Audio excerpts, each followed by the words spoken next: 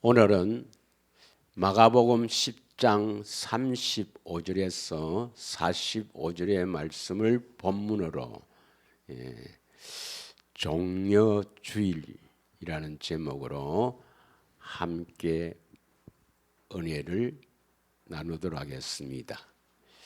지금부터 2000여 년 전에 예수님께서 어린 나귀를 타고 제자들과 함께 예루살렘 입성할 때 수많은 무리들이 종려나무 가지를 흔들면서 호산나 주 예수의 이름으로 오시는 이여 찬송하리로다. 그때 예수님의 입성에 환영하는 무리가 종려나무 가지를 흔들고 환영했다 해서 오늘 종려주일 예배를 올려드립니다. 그리고 이번 주간에는 무슨 주간이 됩니까? 고난주간이죠. 금요일 주님께서 십자가에 죽으신 것입니다. 요한복음 12장 12절에서 13절에 보면은 종려나무 가지를 이렇게 흔든다. 그리고 호산나는 뜻은 뭡니까? 오 주님 나를 구원하소서, 뭐 그런 뜻입니다. 나를 구원하소서는 뜻인데 내가 구원을 받아야 되니까. 그 이튿날 명절은 유월절 명절입니다. 큰 무리가 예수께서 예루살렘으로 오신다는 것을 듣고 13절 종려나무 가지를 가지고 맞으러 나와 외치되 호산나 찬송하리로다. 주의 이름으로 오시는 이 주의 이름이 뭐죠? 바로 하나님의 생명의 이름이죠. 하나님의 생명을 가지시고 오신다 이 말입니다. 왜 하나님의 생명을 가지고 오실까요? 하나님의 생명을 주시려고. 그 하나님의 생명을 받아야 구원이죠. 우리를 구원시키려고 오신단 말이에요. 그게 이스라엘의 왕이시여 하더라. 그래서 종려주일인데 이스라엘 왕으로 오신 이 예수님께서 어린 나귀를 타고 예루살렘으로 입성하는 그 전에 예수님께서 유다 지경을 지나서 또 여리고를 지나서 예루살렘으로 올라오는 그 시기에 많은 일들을 주님께서 보여주시고 기록되어 있습니다. 그 예루살렘에 올라오는 목적이 어디 있는가? 오늘 본문에 보면은 마가복음 10장 32절부터 한번 읽겠습니다. 32절부터 다 같이 읽겠습니다. 시작. 예루살렘으로 올라가는 길에 예수께서 그들 앞에 서서 가시는데 그들이 놀라고 다른 자들은 두려워하더라. 이에 다시 12 제자를 데리시고 자기가 당할 일을 말씀하여 이르시되 그 예루살렘으로 올라가는 길에 그들 앞에 서서 가는데 그들이 그것은 다른 무리들이겠죠. 뭐 어떻게 합니까? 올라가는데 놀라고 두려워하더라 했습니다. 왜 놀라고 두려워하는가를 알아야 됩니다. 여기는 마가복음에는 안 나와 있지만 이제 요한복음에 보면 나와요. 왜 예루살렘으로 올라가는데 이 다른 무리, 물론 제자들도 포함되어 있습니다. 이들이 어떻게 합니까? 와, 이제 올라가면 이스라엘 나라를 회복할 거냐? 기대를 하지 않고 놀라고 두려워하더라 했습니다. 왜 그랬을까요? 이건 마가복음에 답이 있지 않고 요한복음에 답이 있는데 요한복음 11장 45절에서 57절에 있습니다. 한번 쭉 읽겠습니다. 이거. 왜 두려워하는가? 바로 결론을 말하면 마르다와 마리아의 오빠가 누구죠? 베다니에 사는 나사로입니다. 나사로가 죽었어요. 완전히 죽어서 이제 시체를 동굴 속에 넣고 이렇게 돌문으로 닫았는데 예수님이 그 돌문을 열게 하셔서 나사로를 살려내죠. 이 사건을 두고 사람들이 놀래가 정말 깜짝 놀라죠. 완전히 죽어서 시체가 되어서 그 장사를 지냈는데 예수님이 살리시거든. 그래서 많은 사람들이 예수를 믿게 돼요.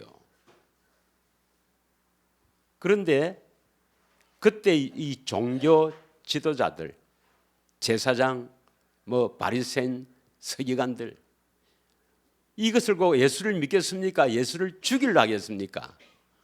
오히려 예수를 죽이려고 하는 거예요.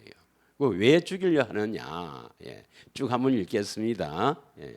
마리아에게 와서 예수께서 하신 일을 본 많은 유대인들이 그를 믿었다. 이 말은 나사로를 살린 거예요. 46절 시작.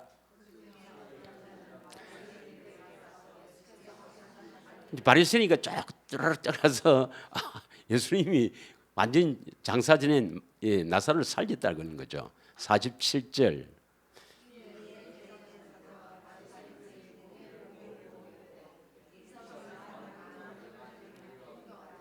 산 해들이 공회죠. 공회원들을 모아서 이 사람이 많은 표적을 행하니 우리가 어떻게 하겠느냐.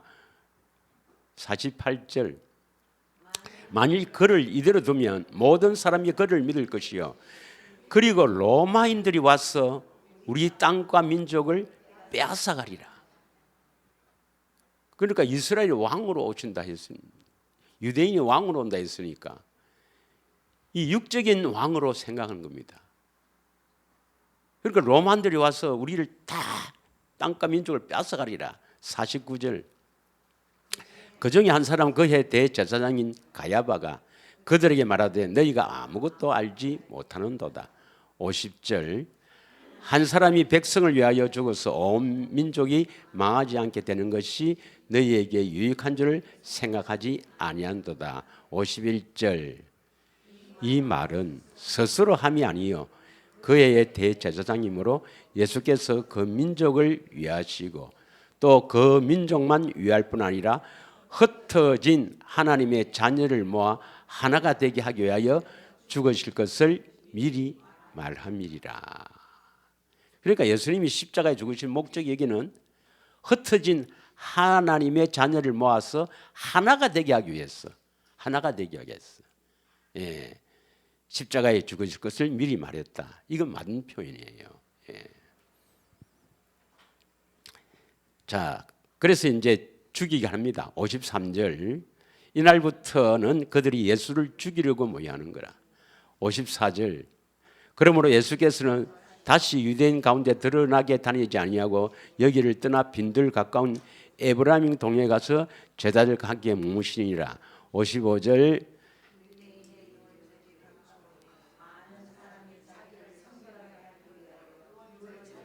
이제 그래 예루살렘 많은 사람들이 유월절을 지키기 위해서 예루살렘에 올라가는데 56절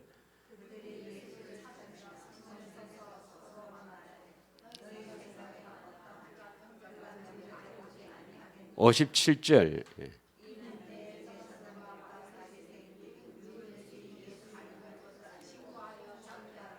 그러니까 이제 예수님을 잡아서 죽이려고 한단 말이에요.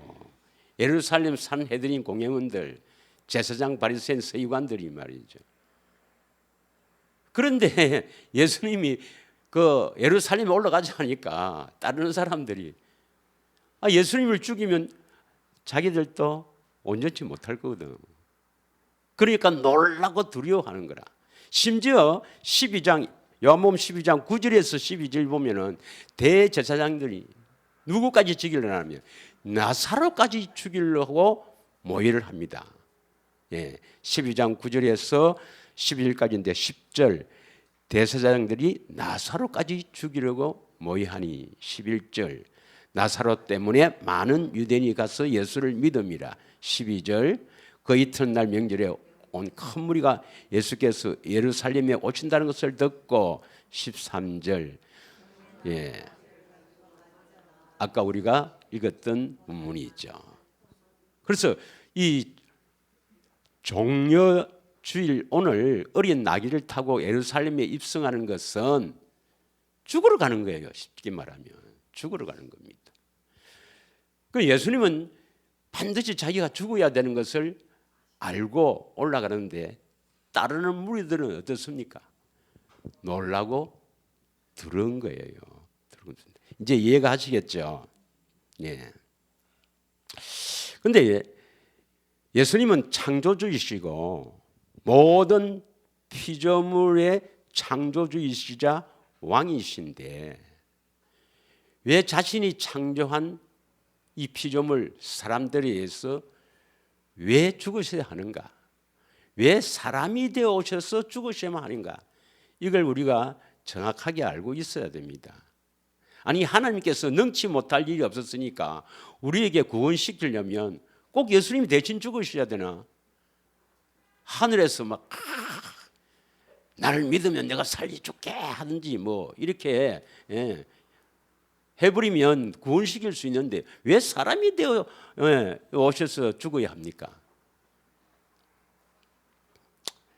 물론 이 십자가는 고린도전서 2장에 보면 하나님의 지혜요, 하나님의 능력이요, 하나님의 비밀이죠.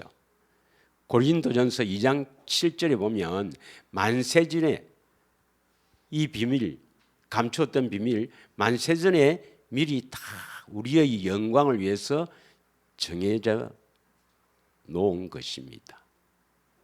예수님이 십자가에 죽으실 것을.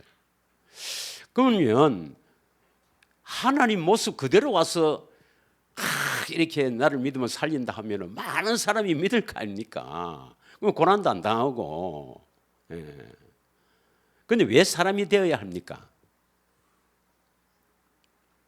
이거 좀 신학적으로 어려운데 반드시 사람이 사람을 대신할 수 있어요. 그리고 우리의 죄는 뭡니까? 아담의 죄가 유입되어서 시편 51편 5절에 보면 우리가 태어날 때 죄악 중에서 태어나거든. 다시 말하면 죄인으로 태어났기 때문에 죄를 지을 수밖에 없어. 그래서 하나님 앞에 죄를 지었으니까 우리는 반드시 죽어야 돼. 그것이 어디에 있냐면 창세기 2장 17절에 이렇게 표현되어 있죠. 선악을 알게 하는 나무의 열매를 먹지 말라. 내가 먹는 날에는 반드시 죽으리라. 그러면 하나님 말씀은 한 번 말씀하셨으니까 이걸 변개하지 않아요. 그러니까 이 선악을 알게 하는 나무의 열매를 먹은 아담은 반드시 죽게 됩니다. 그리고 아담의 후손들은 전부 아담의 죄와 같은 죄를 범했으므로, 죄가 유입되었으므로 아담의 후손들은요 태어나면 반드시 다 죽어야 돼요. 그러니까 쉽게 말하면 구원자이신 예수님이 오시지 않으면 우리는 반드시 이 땅에 살 때 어디로 왔어, 어디로 가는지, 어떻게 살아야 바르게 사는 건지 아무것도 모르고 흑암에 사였어. 어둠과 사망의 길에서 왜요? 그냥 세상에만 살다가 다 지옥 가는 인생들입니다, 여러분. 믿으십니까? 예. 구원자가 오지 않았다면 한 사람도 천국에 갈 사람 없단 말입니다. 그런데 왜 사람이 되어 오는가? 조금 어려운 문제인데 그 신명기 21장 22절에서 25절 보면은 원상회복법이라고 있습니다. 그래서 이제 뭐 이건 원상회복이니까 뭐 간단하게 넘어가겠습니다. 신학적이니까 사람이 이제 죽을 죄를 지으면 이제 그것을 어떻게 하냐면 뭐 이빨을 부쉈다면 이빨로 상대방도 이빨을 부숴버려야 돼요. 이는 이로 생명을 했다면 그 사람도 생명을 죽여야 돼. 생명은 생명으로, 이는 이로. 출애굽기 21장입니다. 출애굽기 21장 23절부터 보겠습니다. 23절, 24절. 그러나 다른 해가 있으면 갚되 생명은 생명으로. 24절. 예.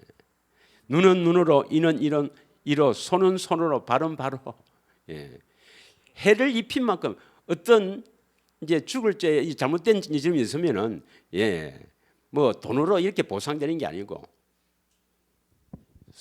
손을 못 쓰게 했다면 상대방도 손바지를 잘라보든지 이렇게 한단 말이에요. 이거 원상 회복법이랍니다. 그리고 사람이 죄를 지었을 때 사람이 죽어야 되거든. 그런데 짐승을 대신해서 죽인다. 이건 구약의 예표지. 반드시 원상 회복법은 사람이 대신 죽어야 됩니다. 그래서 우리는 사람이잖아요. 우리가 아담의 후손은 반드시 멸망받아야 될 마땅한 죄인이니까 이 죄를 대속하려면 반드시 사람이 되어야 되거든. 그리고 이 마귀의 함정에 빠져서 도저히 빠져나올 수 없는 감옥, 또 다르게 표현하면 이 사망의 물결, 이 죽음의 물결에 휩쓸려 내려가는 이 급류에는 건져내려면 죄가 없어야 돼. 하나님이어야 돼. 다시 말하면 마귀에게서부터 건져내려면 마귀를 이길 수 있는 사람, 마귀를 이길 수 있는 사람이 되어야 돼. 마귀를 이길 수 있는 사람은 하나님이 사람이 되어 오지 않으면 절대로 이러한 일은 일어나지 않아요. 그래서 예수님이 성자 하나님이 예수란 이름으로 성육신 하시고 그다음 우리 죄를 대속하기 위해서 십자가에 죽으시는 것입니다. 그래서 오늘 본문의 10장 45절에 예수님이 뭐라고 표현합니까? 많은 사람의 대속물로 주려 함이라. 자기 목숨을 많은 사람의 대속물로 주려 함이라. 대속물은 대신 속죄 제물, 뭐 속전, 속죄, 속량 뭐 이렇게 대신 죽으신다 이 말입니다. 이사야 53장 6절에 보면 이사야 53장 6절에 보면 오늘 이 종려주일에는 이사야 53장으로 설교하시는 분도 많이 있는데 우리는 다 양 같아서 그릇 행하여 바르게 가는 사람이 없죠. 빛을 비추어서 예수님이 이끌지 않으면 우리는 바르게 갈 수가 없어요. 바르게 살 수가 없는 거라. 그래서 다 그릇 행하여 각기 제 길로 갔거늘 여호와께서는 우리 모두의 죄악을 그에게 담당시켰도다. 이렇게 표현하죠. 그런데 우리의 죄악을 거기에 담당시켰도다 하는 여기에서 문제가 있는 거예요. 예수님이 우리 죄악을 담당해서 십자가에 죽었다. 그거 믿으면 죄 용서받고 생명 얻는다, 구원 받는다 이렇게 하는 거거든요. 그러면 우리 죄악을 모두 담당했다. 이 말씀이 뭐냐면 베드로전서 2장 24절을 한번 읽겠습니다. 죄악을 담당했다 이 말은 죄를 모두 용서했다 그런 말이 아니에요. 용서했다. 용서도 있지만 죄를 담당했다 이 말은 자 베드로전서 2장 23절은 왜 우리 죄를 담당하셨는가 하는 목적이 나와요. 목적이. 한번 읽겠습니다. 시작. 친히 나무에 달려 그 몸으로 우리 죄를 담당하셨으니. 왜 담당했는가? 왜 담당했는가? 이는 우리 죄를 무슨 죄를 지어도 다 용서하려고 담당했다 이렇게 기록되어 있으면 좋은데 이렇게 기록 안 되어 있단 말이에요. 이는 우리로 죄에 대해서 죽고 의에 대하여 살게 하려 하심이라. 왜 우리 죄를 담당했어요? 우리가 죄에 대해서는 죽고 이 말은 뭡니까? 죄에 대해서 죽었다면 죄와 상관이 없어져야 된다 이 말입니다. 이해하십니까? 계속 죄를 짓고 있는 게 아니라 우리는 죄와 상관없는 죄를 짓지 않게 한다 이 말입니다. 그리고 의는 뭡니까? 우리의 의가 아니고 하나님의 의에 대해서 살게 하려 하심이라. 뭐 하나님의 의는 이제 우리가 하도해서 알죠. 하나님의 의는 어디 나옵니까? 로마서 10장 8절. 우리 말씀이 입에 있고 마음에 있다. 그 믿음의 말씀. 그래서 우리 마음에 말씀하시는 그 말씀이 바로 하나님의 믿음의 말씀입니다. 의에 대해서 살게 하라 하심이라. 이게 바로 우리 죄를 담당하신 것입니다. 믿으십니까? 근데 대다수가 지금 예수님이 오셔서 우리 죄악을 담당했다 하니까 그거 십자가에서 우리 죄를 대신해 죽은 거 그거 믿으면 죄 용서 받고 우리가 무슨 죄를 짓든 전에 지은 죄, 과거 죄 말이죠. 현재 짓는 죄, 앞으로 미래에 지을 죄까지 모두 다 용서 다 했고 하나님의 자녀로 삼아주신다고 오해를 하고 또 그렇게 알고 있습니다. 아닙니다. 우리 죄를 담당하신 것은 죄에서 죽고 의에 대해서 살게 하시려고 우리 죄를 담당하셨던 것입니다. 그래서 히브리서 1장 3절에는 이것을 어떻게 기록하느냐 하면 예수님이 이 땅에 오셨을 때 어떤 일을 하셨는가 한번 읽겠습니다. 시작. 이는 하나님의 영광의 광채시요 그 본체의 형상이시라. 그의 능력의 말씀으로 만물을 붙드시며 죄를 정결하게 하는 일을 하시고 높은 곳에 계신 지극히 크신 이의 우편에 앉으시느니라. 어떤 일을 하신다 했습니까? 그의 능력의 말씀으로 만물을 붙드시고 죄를 용서하는 일로 이렇게 기록되어 있으면 좋겠지만 아니란 말이에요. 죄를 정결하게 하는 일을 하시고 부활 성천하셔서 하나님 우편에 앉아 계신단 말이에요. 믿으십니까? 그 많은 사람들이 오늘 종려주일 예배를 드리고 또 성만찬을 할 겁니다. 전부 어디에 초점을 맞추는가? 우리 죄악을 담당하신 예수님, 내 죄를 대신해서 십자가에 죽으신 예수님, 그거 믿으면 하나님께서 우리는 그리스도 안에 살고 죄를 묻지도 따지지도 않는다. 예. 죄와 사망에서 해방시켰다. 예. 이렇게 설교를 한단 말이에요. 아닙니다, 여러분. 예수님께서 오늘 어린 나귀를 타고 예루살렘에 입성하는 목적은 뭐냐? 물론 십자가에서 죽기 위해서입니다. 그럼 왜 죽으셨는가? 많은 사람들은 대속물로 주신다니까. 우리 대신 죽으신 것, 우리가 죄 때문에 고통을 받는데 우리 죄 대신 죽으신 것, 그거 믿으면 하나님의 자녀가 되고 구원받는다 하는 그렇게 설교하는데 큰일 납니다. 큰일 나요. 그걸 믿다가는. 십자가에 대속물로 주신 이유는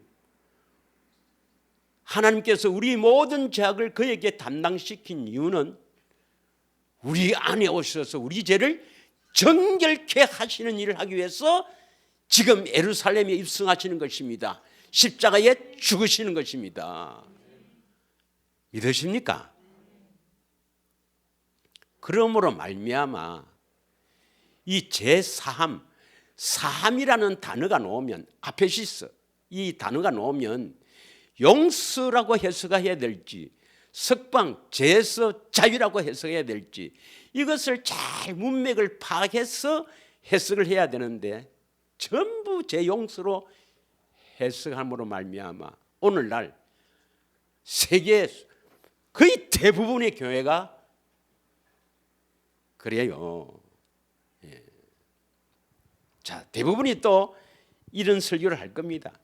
히브리서 9장 22절입니다. 히브리서 9장 22절.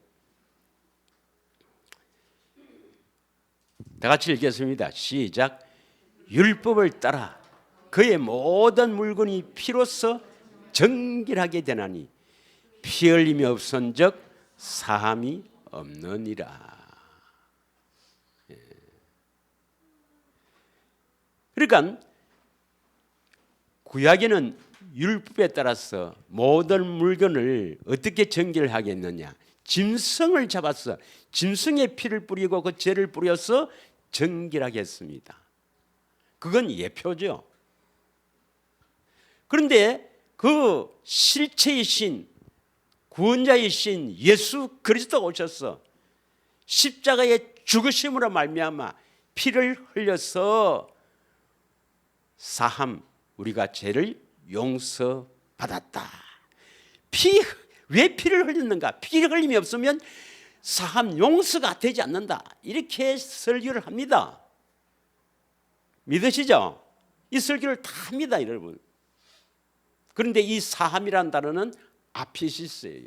이 사함이 용서인지 죄에서 석방, 죄에서 자유인지 문맥을 보고 해석하라 했습니다. 그러면 이 9장에 조금 위에 보면 예수님이 왜 피를 흘리는가 나와요. 또 뒤에도 나와요. 문맥을 자세히 읽어보면 알 수가 있습니다. 여러분, 여기에 이 9장의 22절 피를 흘려야 우리가 죄의 사함을 받는다. 많은 설교를 합니다, 여러분. 과연 용서일까요? 죄에서 석방, 죄에서 자유일까요? 자, 조금 올라가서 보면 9장 13절, 14절을 보겠습니다. 13절, 14절.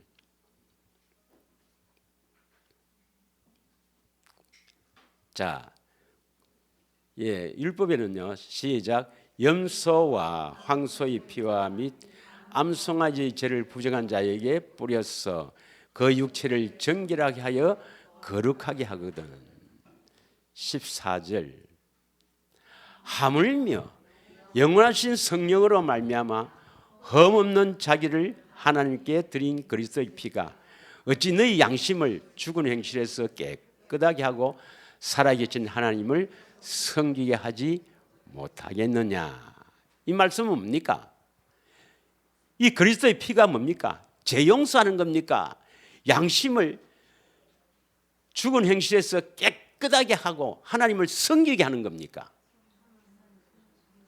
양심을 깨끗하게 해서 하나님을 섬기게 하는 것이죠. 그래서 예수님의 피를 흘린 것은, 그리스도의 피는 우리 양심을 깨끗하게 해서 하나님을 섬기도록 하기 위해서 피를 흘린 겁니다. 믿으시죠? 그 다음에 또 9장 22절에 또 몇 절 뒤에 있는 9장 26절을 한번 읽겠습니다.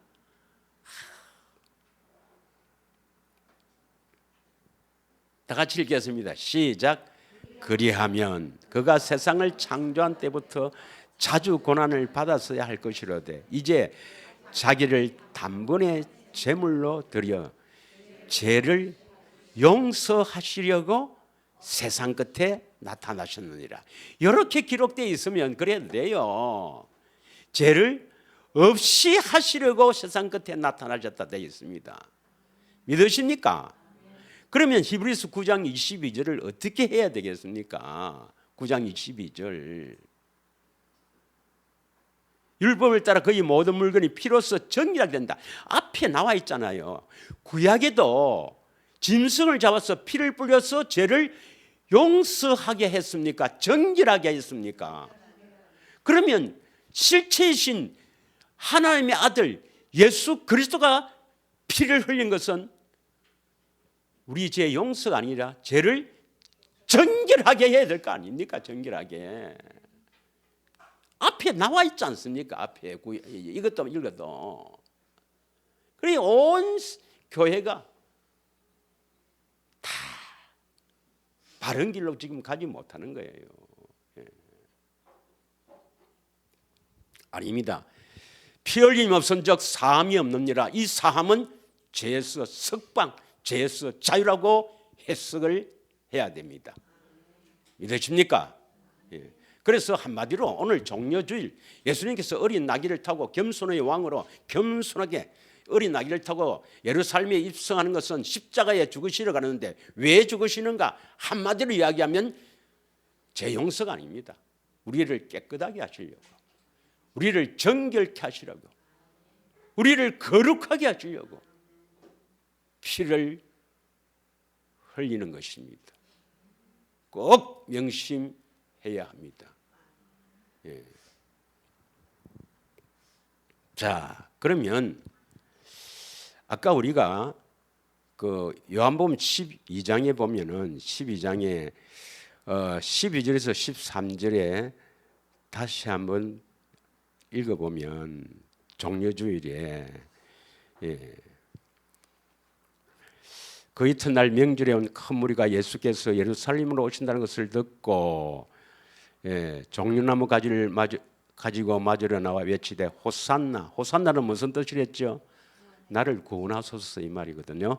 찬송하리로다. 주의 이름으로 오시는 이 곧 이스라엘 왕이요. 주의 이름으로 오신다는 말이 뭐예요? 주의 이름은, 예수 이름은 하나님의 생명입니다. 주의 이름으로 오신다는 말은 하나님의 생명을 가지고 하나님의 생명을 주시기 위해서 오신단 말입니다. 어떤 사람에게? 이스라엘 사람에게. 다시 말하면 모압에서 한 두 번째 언약을 믿는 사람에게. 그래서 이스라엘 왕이여 하더라. 자, 14절 한번 보겠습니다. 13절 됐어요. 여기까지. 그러니까 뭘 주시러 오신단 말이에요? 주의 이름으로 오신다. 나를 구원하소서 한데, 그럼 나를 구원하신단 말은 우리가 구원받았다는 것은 뭘 얻었단 말입니까? 영생, 하나님의 생명으로 영원히 사는 것. 하나님의 생명을 얻었단 말이죠. 그래서 하나님의 생명을 주시러 온다 이 말입니다. 이해하시겠습니까? 그래서 하나님의 생명을 얻는 게 구원이에요. 그래서 예수님이 예루살렘에 입성해서 십자가에 죽으시는 목적이 우리를 정결케 하시고서 하나님의 생명을 주시는 것이 십자가에 죽으시는 목적입니다. 그래서 모든 이 성경의 이 핵심이 뭐냐면 구원자이신 예수 그리스도가 바로 이 성경에 기록된 주인 아닙니까? 주인. 요한복음 5장 39절에 성경은 나에 대해서 기록한 것이다. 예수님에 대해서 기록한 이 성경은 우리의 구원자이신 예수님이 오셔서 우리를 거룩하게 정결하게 해서 생명을 주신다는 것이 이 성경의 핵심입니다. 핵심. 그래서 예수님이 이것 때문에 이제 십자가에 죽으시기 위해서 예루살렘에 입성하시는 것이에요. 그럼 오늘 종려주일의 목적이 무엇인가? 이 환영하는 예루살렘의 수많은 무리들이 종려나무 거지를 흔들면서 호산나 찬송을 하리로다. 주의 이름으로 오시는 이여 이스라엘 왕이여. 그게 바로 핵심이에요. 핵심. 믿으십니까? 그래서 우리를 정결케 하기 위해서 생명 주시기 위해서 지금 예루살렘에 죽으러 가신다 이 말입니다. 그러면 이제 우리는 뭘 해야 됩니까? 어떻게 하면 생명을 얻는가? 어떻게 하면 생명을 얻는가? 그걸 또 알아야 되죠. 그 생명을 주시러 오셨는데, 그래서 피를 흘리셨는데 어떻게 하면 생명을 얻는가? 그걸 알아야 되죠. 그게 오늘 본문에 기록된 겁니다. 오늘 본문에 그게 기록된 거예요. 시간이 없지만은 예수님 우리를 살리러 오셨어요. 우리는 영적으로 다 죽어서 태어나거든. 죽어 있는데 살리러 오셨어. 요한일서 4장 9절에 보면 독생자 예수가 이 땅에 오신 것은 우리를 살리려 하십니다. 요한일서입니다. 요한일서 4장 9절. 하나님의 사랑이 우리에게 이렇게 나타나신 바 되었으니 하나님이 자기의 독생자를 세상에 보내시면 그로 말미암아 우리를 뭡니까? 살리려 하십니다. 살리려 하십니다. 그러면 어떻게 살리시는가? 어떻게 살리시는가? 오늘 우리가 52절까지 읽어야 되지만 시간 관계상 45절까지 읽었어요. 그 뒤에가 뭐가 나오냐면 거지 맹인 바디메오가 나옵니다. 바디메오. 그거까지 다 해야 되는데, 그래서 한번 보겠습니다. 마가복음 10장 47절에서 49절 보겠어요. 어떻게 해야 살아나는가? 생명을 얻는가? 이게 기록되어 있다니까. 47절 읽겠습니다. 시작. 나사렛 예수시란 말을 듣고 소리 질러 이르되 다윗의 자손 예수여 나를 불쌍히 여기소서 하거늘. 이게 누굽니까? 맹인 바디메오입니다. 바디메오. 그러니까 바는 바로 뭐 아들이란 뜻이니까 디메오의 아들 맹인 이름 몰라요. 하여튼 저 아버지가 디메오예요. 디메오 아들인데 맹인이고 거지라 거지. 이 사람이 나사렛 예수가 지나간다 그 말을 듣고 소리를 질러 이르되 다윗의 자손 예수여 나를 불쌍히 여기소서 하거늘 48절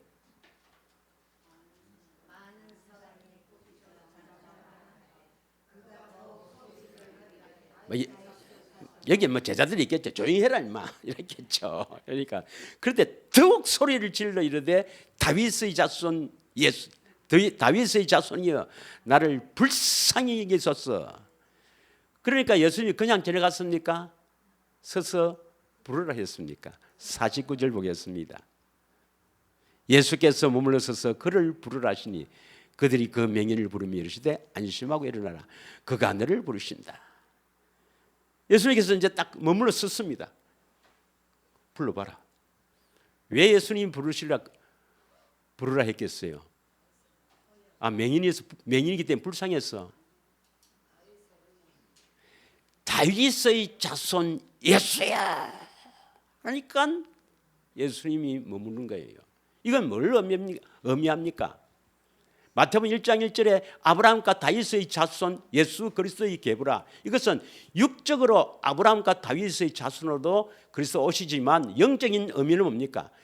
다윗에게 언약하시고 아브라함에게 언약하시고 다윗에게 언약하신 그 언약을 굳게 믿는 사람들을 구원하러 오셨다 이 말입니다. 그러면 이 맹인은 대단한 믿음을 가진 사람입니다. 비록 거지지만 대단한 믿음을 가진 사람입니다. 제자들도 몰랐어요. 제자들도 예수님이 택하신 예수님과 같이 다니는 3년 이상 같이 다닌 이 제자들도 아직 예수님 누구신지를 모르는데 대단한 믿음을 가졌죠. 다윗의 자손을 기다리고 있은 거예요. 다윗의 자손. 이분이 나를 눈을 뜨게 할 것이라는 것을 믿었단 말이에요. 믿었다. 그러면 다윗에게 하신 언약을 알아야 되죠. 그래서 우리가 또 몇 번 했지만 다윗에게 하신 언약, 뭐 이번 캄보디아에 가서 다윗 언약을 했죠. 언약했는데 결론적으로 말하면 이사야 55장 3절입니다. 이사야 55장 3절 간단하게 하겠습니다. 다 같이 읽겠습니다. 시작.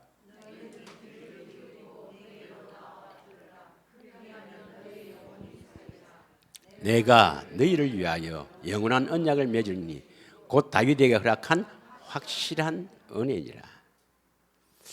자, 어떻게 하면 우리가 살아난다 말입니까? 영원히 살아난다 말입니까? 내게로 나와 들으라. 주님의 음성 들으면 살죠. 내게 나와라 이 말은 주님을 찾아서 그 음성을 들으면 살죠. 너 영원히 살리라. 내가 너희를 위하여 여기서 너희를 갖다가 나로 바꿉니다. 내가 하나님께서 나를 위하여 맺었다. 그 다음부터 읽습니다. 시작. 그러면 다윗에게 허락한 확실한 은혜, 다윗과 맺은 이 영원한 언약은 누구 때문에 맺었어요? 아직 나를 위하여 이렇게 안 돼 있으면 좀 골이 아픕니다, 여러분. 다윗과 맺은 언약뿐만 아니라 아브라함과 맺은 언약, 모압에서 맺은 두 번째 언약, 다 누구를 위해서 하나님이 다 그렇게 언약을 이렇게 세워놨습니까? 나를 위해서 세워난 거죠. 나를 위해서. 이 성경이 왜 기록됐어요? 하나님이 왜 이거 성경 주셨어? 나를 위해서 주신 거 아니면 나를 위해서.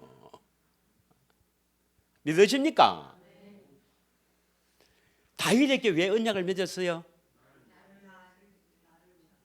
그러니까 그렇게 해야죠.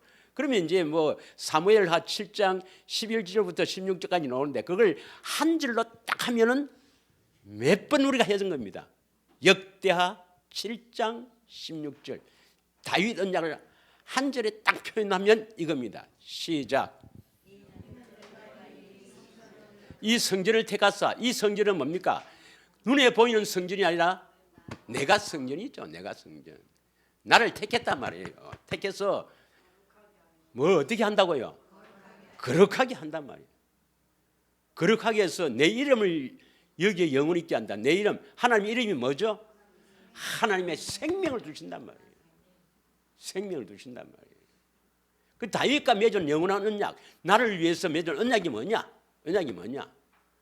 택한 이 성전은 택한 나를 거룩하게 해서 생명 주신다 이 말 아닙니까? 그럼 생명을 주시니까 이 하나님의 생명은 하나님과 같이 여긴다고가 우리 전에 지난주에 했는데 혹시 기억하실지 모르겠지만 뭐 안 해도 좋습니다. 하나님의 생명은 하나님 자신같이 여기니까 하나님께서 관심을 다 가지고 내 눈과 내 마음이 항상 여기에 있으리라. 그다음에 빠진 것이 뭐냐면 여기에 세워진 나라는 영원하다. 이렇게 해서 하나님 나라가 세워지면 그 나라는 영원하다. 이게 다윗에게 하신 언약, 나에게 하신 언약입니다. 믿으십니까? 이걸 이 맹인 바디메오는 굳게 믿고 이루어 주실 그리스도를 기다린 거예요. 그래서 다윗의 자손 예수야, 나를 불쌍히 여기주사 했습니다. 다시 말하면 우리가 거룩하게 해서 생명을 얻으려면, 다시 말하면 호산나 찬송하리로다 주의 이름으로 오시는 이여, 이렇게 생명을 얻으려면 먼저 아브라함 다윗과 맺은 영원한 언약을 믿어야 합니다. 언약을 믿어야 돼요. 그 다음에 언약을 믿고 두 번째 믿음 다음에 소망이 있어야 돼. 소망. 그런데 제자들은 오늘 보면 본문에 제자들은 이 소망이 무엇을 원하는가 한번 보세요. 참 기가 찹니다. 아이고. 마가복음 10장 오늘 본문에 35절에서 37절 보겠습니다. 마가복음 10장 35절에서 37절 다 같이 읽겠습니다. 시작. 세베대의 아들 야고보와 요한이 주께 나와 여짜오되 선생님이여 무엇이든지 우리의 구하는 바를 우리에게 하여 주시기를 원합니다. 그러니까 무엇이든지 원하는 대로 다 해줄 수 있으니까 우리가 원하는 것 좀 해주세요. 이렇게 묻는 거예요. 그래서 36절 예수님이 묻습니다. 뭐 해줄 거? 그래 원하는 거 다 해주려는데 니 뭐 원하는데 뭐 해주길 바라노? 이러니까 우리는 뭐라 해야 되겠습니까? 예수님이 만약에 무엇을 원하느냐 하면 우리는 뭐 원한다 해야 되겠습니까? 1번 아니면 2번 뭐 명예, 안 그러면 뭐 아직 결혼 안 한 분은 좋은 뭐 아내나 신랑감 뭘 원합니까 여러분? 여러분 뭘 원해요? 근데 이 사람들은 뭘 원하는 거 보세요. 지금 여기에 제자들도 있고요. 예수님을 따릅니다. 지금 예루살렘에 입성 들어가는 사람들, 예수님을 따라가는 사람들이에요. 핵심이 제자들이겠죠. 제자들이 지금 이렇게 하는 거예요. 예. 그래서 예수님이 이제 그 예루살렘에 올라가서 이스라엘 나라 로마군을 확 밀어내고 막 장풍으로 밀어내지 이렇게 싹 밀어내고 이스라엘 나라 왕이 되면 한 자리 하려고 이렇게 합니다. 37절 여짜오되 주의 영광 중에서 우리를 하나는 주의 우편에 하나는 좌편에 앉게 하옵소서. 요거는 세베대의 아들 요한과 야고보가 그러는 겁니다. 이스라엘 나라는 자 회복되어 갖고 당신이 이스라엘 왕이 되면 육적인 세상의 나라 이스라엘 왕이 되면 하나는 영의정, 하나는 하나는 우의정, 하나는 자의정 하여튼 뭐 이렇게 하나는 국무총리, 하나는 부총리 하든 뭐 이런 거 하나 해주세요 하는 거예요.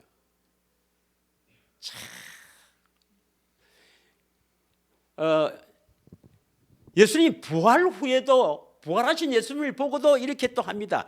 예, 사도행전 1장 한번 보겠습니다. 사도행전 1장 6절. 지금 이거는 부활 후에입니다. 부활 후에 그들이 모였을 때 예수께 여짜고 이르시되 주께서 이스라엘 나라를 회복하심이 이때이니까. 이제 죽어 딱 살아났으니까 와, 이제 이스라엘 나라를 로마 다 물러내고 이제 이스라엘 나라를 회복했어. 이 말은 이스라엘을 원래 이제 찾아서 로마 다 몰라내고 이제 왕이 되면 이때입니까? 이라니까 7절에 뭐라 합니까? 예수님께서 때와 시기는 아버지께 권한이 더 너희가 알 바 아니다 했습니다. 그러면서 뭡니까? 그게 아니고 오직 성령이 임하시면 너희들은 땅 끝까지 내 증인이 돼야 될지 뭘슨 뭐 자의정 우의정. 아이고.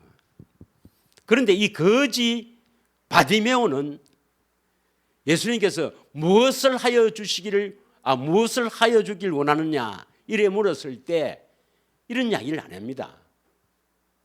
다시 한번 보겠습니다. 마가복음 10장 51절에서 52절 보겠습니다. 마가복음 10장 51절에서 52절.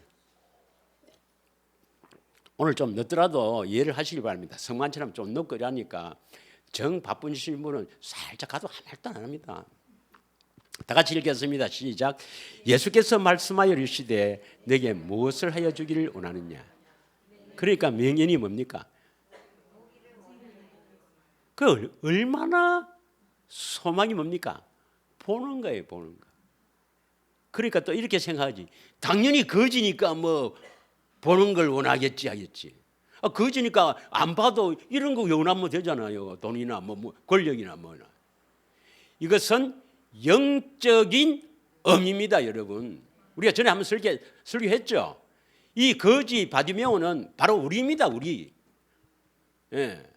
우리는 지금 맹인이에요.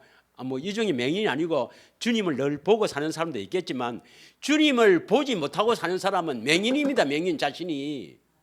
그러니까 거지예요, 거지. 누구인데 얻어먹고 삽니까? 마귀에게 얻어먹고 삽니다, 여러분. 하나님께로부터 온 것 갖고 묵습니까?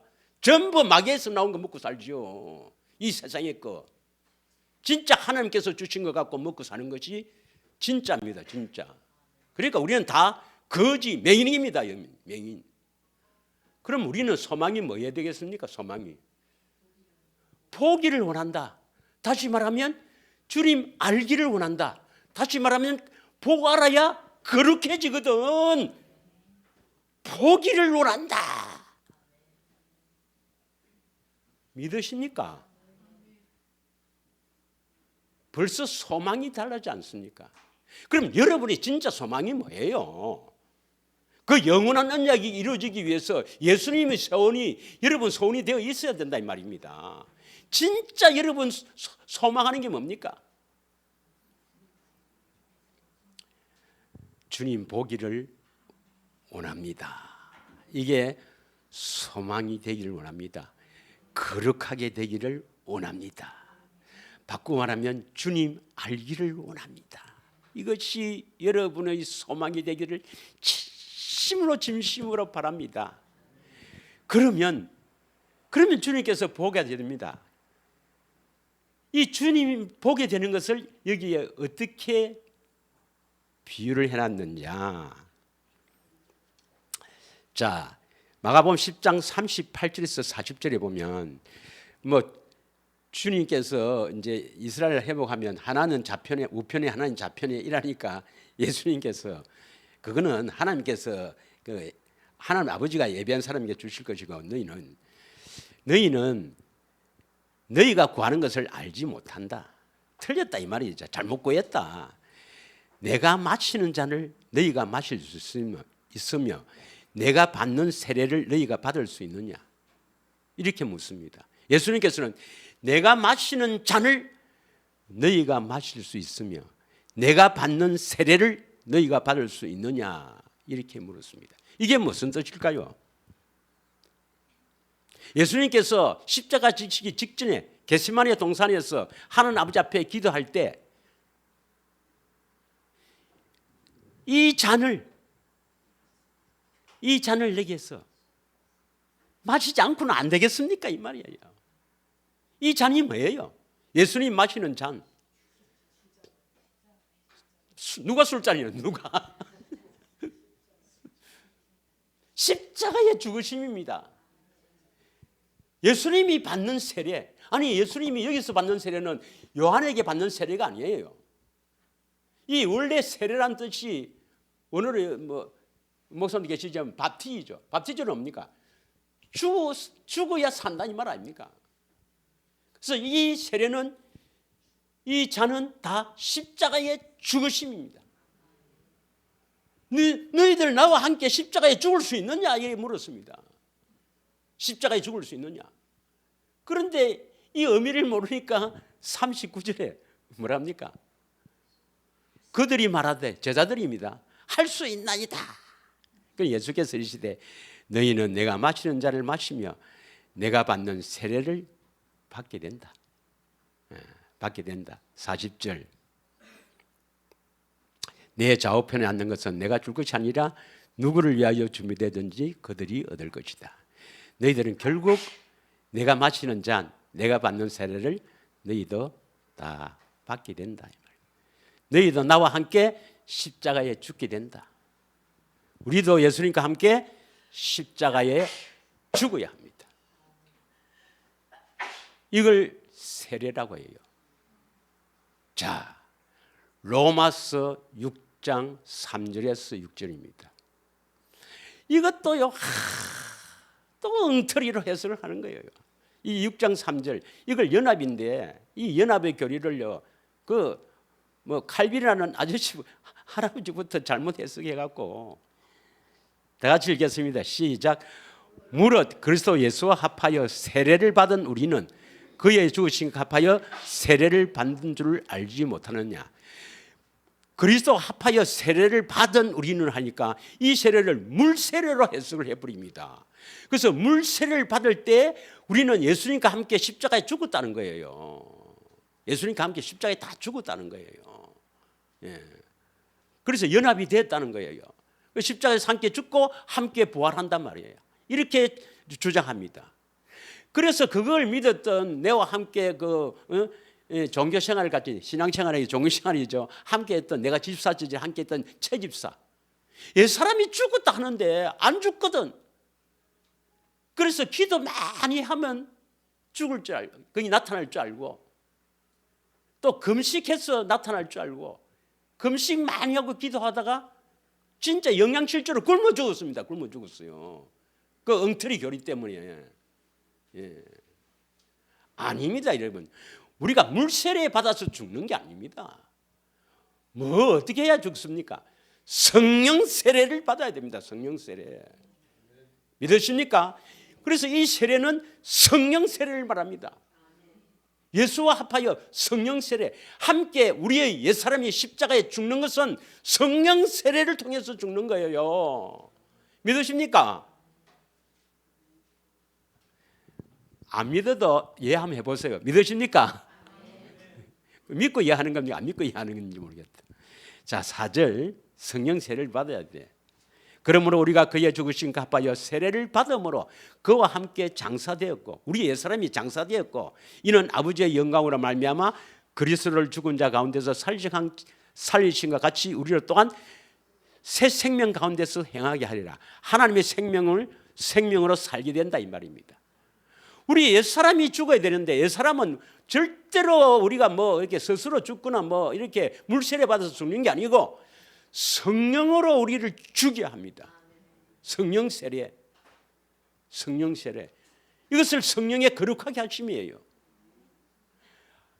그 성령 세례를 받아야 그리스도와 함께 죽었다, 우리 옛사람이 죽어져요. 우리 신앙생활이 달라졌나 안 갑니까? 그래야 하나님의 생명으로 살게 됩니다. 6장 5절. 만일 우리가 그의 죽으심과 같은 모양으로 연합한 자가 되었으면 또한 그의 부활과 같은 모양으로 연합한 자가 되리라. 6절. 다 같이 읽습니다. 시작. 우리가 알거니와 우리의 옛사람이 예수와 함께 십자가에 못 박힌 것은 죄의 몸이 죽어 다시는 우리가 죄에게 종노를 하지 아니하려 함이라. 예. 오늘 결론은 예수님이 종려주일 어린 나귀를 타고 겸손의 왕으로 예루살렘에 입성하는 것은 우리의 죄악을 그에게 담당시켰도다. 나의 죄악을 그에게 담당시켰도다. 예수님이 나를 위해서 십자가에 죽으러 가신 겁니다. 왜 죽으시는가? 호산나 찬송하리로다. 주의 이름으로 오시느니라. 예수님이 나를 구원시키려고 하는 거예요. 다시 말하면 생명을 주시기 위해서 예루살렘으로 올라가는 거예요. 십자가에 죽으시는 거예요. 그럼 어떻게 생명을 얻는가? 어떻게 생명을 얻는가? 첫째, 다윗의 자손 예수를 믿어야 합니다. 다윗 언약, 나를 위해서 세운 다윗 언약을 믿으셔야 해요. 나를 택하사 거룩하게 해서 하나님의 이름 생명을 주시려고 죽으러 가신단 말이에요. 그걸 믿어야 됩니다. 두 번째, 나의 소망이 무엇인가? 나의 소망, 무엇을 소망 두고 살아야 됩니까? 내 안에 계신 주님을 포기를 원하나이다. 포기를 원하나이다. 알기를 원하나이다. 이 소망으로 살아야 됩니다. 그럴 때 성령 세례를 받게 됩니다. 다시 말하면 성령으로 주님의 십자가를 보게 된단 말이에요. 그게 성령 세례예요. 그래야 우리의 옛사람이 죽어지는 것입니다. 그래야 생명으로 살게 되는 것입니다. 믿으십니까?